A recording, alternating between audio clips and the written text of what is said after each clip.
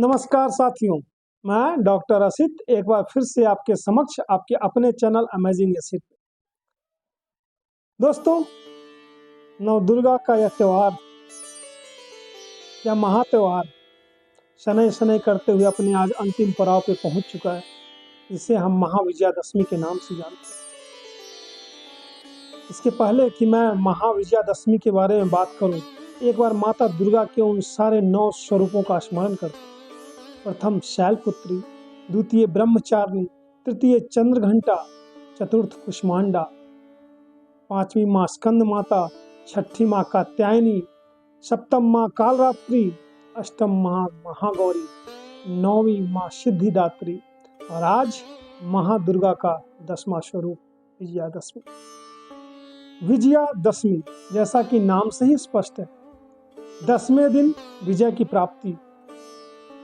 मैंने बताया था आपको कि माँ दुर्गा ने जब महिषासुर से लड़ाई की थी तो 9 रात्रि और 10 दिन तक लगातार लड़ने के बाद 10वें दिन पे उनके विजय की प्राप्ति हुई थी। इसलिए भी ये महाविजयादशमी का त्यौहार मनाया जाता है। एक दूसरी कथा के अनुसार भगवान श्री राम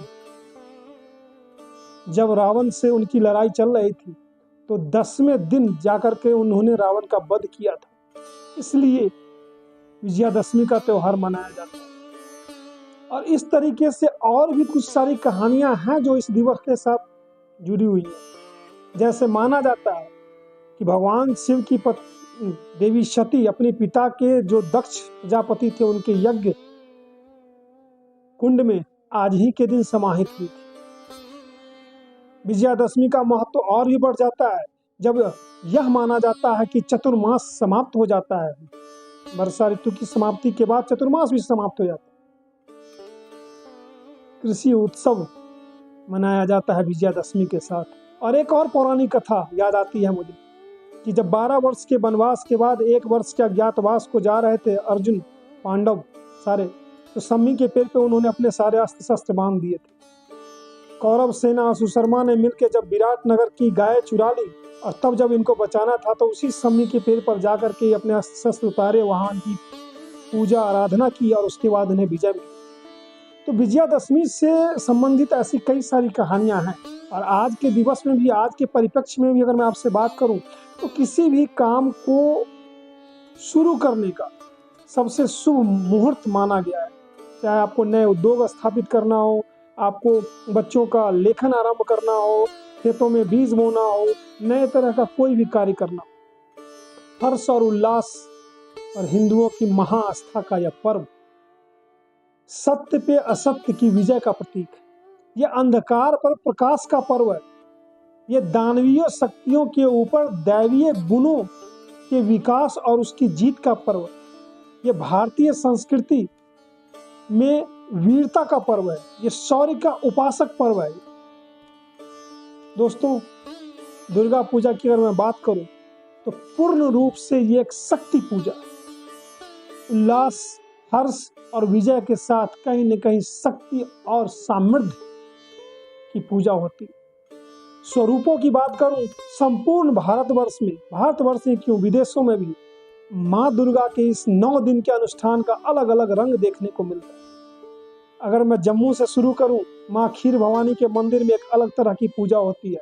शायद आपको पता हो कि वहाँ जिस झील में ये मंदिर है, कोई भी अगर गलत चीज होती है, किसी भी तरीके का अनिष्ट होता है तो वहाँ का पानी काला पड़ जाता है।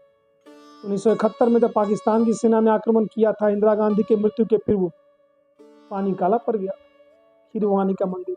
आते हैं हिमाचल में कुल्लू का दशहरा, कौन नहीं जानता है, जिसमें झांकी निकाली जाती है भगवान देवता रघुनाथ की, पारंपरिक वेशभूषा से लेके पारंपरिक खाने पीने के बीच में। पंजाब, हर जगह रामलीला का मंचन और 10वें दिन रावण का दहन। छत्तीसगढ़ के बस्तर की बात करूं, आदिवासियों की देवी माँ दंतेश्वरी की आराधना शुरू होती है और ये 75 दिन तक चलती है। और बंगाल, उड़ीसा, बिहार, झारखंड, असम, इनकी तो मैं क्या ही बात करूं। माँ दुर्गा का यह त्योहार जितनी संलीनता से, जितनी हृदय की पवित्रता से इन जगहों पे मनाया जाता है, शायद कहीं, चाहे वो बंगाल का पारंपरिक कोकाकुली आपस में आलिंगन हो, या बंगाल की महिलाओं द्वारा सिंदूर खेलकर अश्रु पूरित नयनों से 10वें दिवस में माँ दुर्गा की विदाई हो, अपने आप में सब कुछ अद्भुत। सहारनपुर में माँ शाकंभरी का मेला हो, गुजरात का गरबा और डांडिया हो, या फिर मैसूर का हाथी जुलूस हो, महाराष्ट्र की सरस्वती वंदना हो, या फिर दिल्ली का रामलीला मंचन। भारत के हर कोने में, हर राज्यों में ये माँ दुर्गा का अनुष्ठान अलग अलग तरीके से किया जाता है। इसके अलावा जितने भी देवी स्थल हैं, देवी शक्ति पीठ हैं, उनमें विशेष प्रकार से पूजा आराधना की जाती है। क्यों? शक्ति की प्राप्ति के लिए, शक्ति असत्य पर सत्य के विजय के लिए, शक्ति समाज के गिरे हुए लोगों को ऊपर उठाने के लिए, शक्ति अपने मन को अच्छे चीजों की तरफ आकर्षित करने के लिए। जी हाँ दोस्तों, शक्ति कहीं न कहीं अच्छे विचारों को उत्पन्न करने के लिए, शक्ति राष्ट्र को उन तमाम खतरों से बचाने के लिए, शक्ति समाज को दुर्गुणों से बचाने के लिए, शक्ति हमारे परिवार में नए नए अच्छे और उच्च स्तर के विचारों को उत्पन्न करने के लिए। शक्ति के इस महास्वरूपों के बारे में मैं पहले जो पहला वीडियो फर्स्ट डे बनाया था उसमें ही बात कर चुका हूँ। यहाँ दोस्तों, शक्ति हर किसी को चाहिए, लेकिन शक्ति का जो स्वरूप है वो कहीं ना कहीं आपकी मानसिक, आपकी आत्मिक पवित्रता में सन्निहित हो, जिसमें उत्थान हो गरीबों का, जिसमें उत्थान हो समाज के उस सबसे अंतिम पंक्ति में खड़े उस व्यक्ति का जो कहीं न कहीं वंचित है चीज़ों से। शक्ति जिसमें उत्थान हो नारियों के हितों का, जिसमें उत्थान हो और सृजन हो उन तमाम चीज़ों का, जिससे राष्ट्र आगे बढ़ सके, जिससे समाज आगे बढ़ सके, जिससे परिवार आगे बढ़ सके और इन सभी के कारण मानव मात्र भी आगे बढ़ सके। दोस्तों, इस दशहरा क्या क्या न करे, आपसे मेरी खास गुजारिश, कोई भी पेड़ पौधा बिल्कुल ना काटे, किसी का अपमान बिल्कुल ना करें, किसी के साथ वाद विवाद ना करें। इस विजयादशमी किसी के साथ झूठ या कटु वचन ना बोले। मांस मंदिरा तामसिक चीजों से आप दूर तो रहे ही, साथ ही कहीं ना कहीं करने की बात, क्या करने की बात है। जी हाँ, हम परंपरागत चीजों पे तो जाते हैं, माँ दुर्गा को स्मरण करते हैं, शमी के पैरों की पूजा करते हैं, नीलकंठ को देखना भी पसंद करते हैं, लेकिन क्या करें। आज आपसे एक मैं स्पेशल रिक्वेस्ट कर रहा हूँ, अपने घर के बाहर निकले, अपने समाज के बाहर निकले, किसी एक जरूरतमंद की किसी एक तरीके से मदद करें। पुनः दोहराता हूँ, किसी एक जरूरतमंद की किसी एक तरीके से अवश्य मदद करें। साथ में अपने बच्चों को अपने साथ अवश्य लेकर के जाएं और उन्हें सिखाएं कि हमारा दायित्व त्योहार के नाम पे खुद अकेले सेलिब्रेट करना नहीं है, यह भी हमारा दायित्व है कि समाज का वो वंचित, वो शोषित, वो पीड़ित वर्ग जो कहीं ना कहीं किसी कारणवश, चाहे वो पैसों की कमी हो या समय की कमी हो या साधन की कमी हो, किसी भी चीज से अगर हिंदुओं के इस महापर्व, आस्था के इस महापर्व के त्योहार को एंजॉय नहीं कर पाता, उसको नहीं मना पाता, तो वो चीज जो है उसका जो दायित्व हो कहीं ना कहीं हमारे ऊपर आता है। इसलिए मदद करें। और हाँ, एक और साथ में रिक्वेस्ट और करता हूँ, कृपया वो काम ना करें कि किसी एक पीड़ित को एक कंबल देकर, किसी एक गरीब के हाथ में 4 केला देकर 20 फोटो खिंचाएं और उसको फेसबुक से लेकर के, FB से लेकर, इंस्टा से लेकर के हर जगह अपलोड करते फिर। जी नहीं,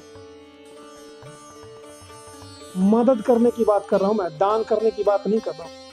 मदद अपनों की जाती है, मदद दूसरों की भी की जाती है, लेकिन अपना समझ के ही की जाती है। किसी भी तरीके से कोई बंधन नहीं है, कोई रिस्ट्रिक्शन नहीं है, कोई एक स्ट्रेच लाइन या कोई स्टैंडर्ड पैरामीटर नहीं है कि आप किसी को देंगे तो उसकी मदद होगी। अगर आप किसी को राह चलते को हाथ पकड़ के उसका रास्ता भी पार करवाते हैं तो यह भी एक तरीके की मदद है।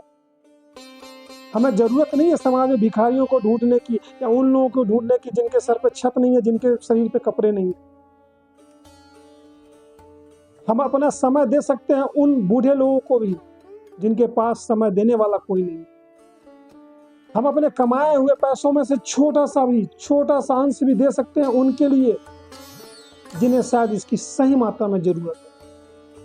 हम अपने ज्ञान के भंडार को थोड़ा सा खोल सकते हैं उन बच्चों के लिए भी जिन्हें शायद सहज ज्ञान उपलब्ध नहीं।